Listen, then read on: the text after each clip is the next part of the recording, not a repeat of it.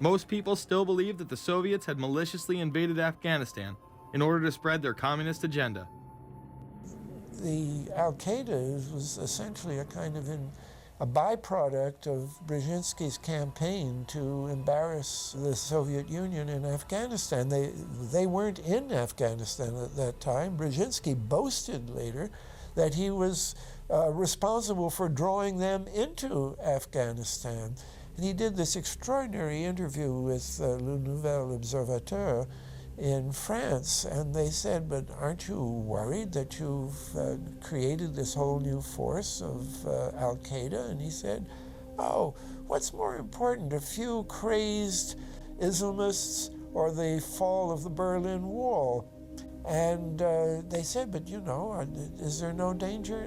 Aren't they dangerous? And he said, nonsense. He said all this in 1998.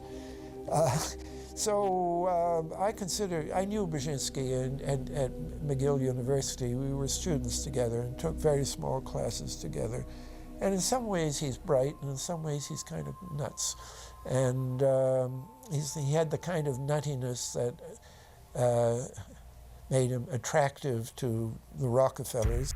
Bin Laden and his network were actually funded by BCCI through U.S. covert operations.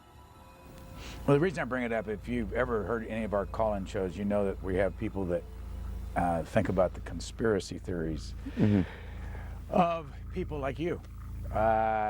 You would be a poster child for these people because you have served on the board of the Council on Foreign Relations. You helped start the Trilateral Commission, and you've been to the Bilderberger Group. Are people too close in this world, people in business, too close to the governments? Well, you know, there is such a thing as insidious influence. And the question is, how does it operate? Does it involve bribery? And does it involve some sort of psychological domination of individuals? I don't believe in this notion of some sort of secret societies controlling people.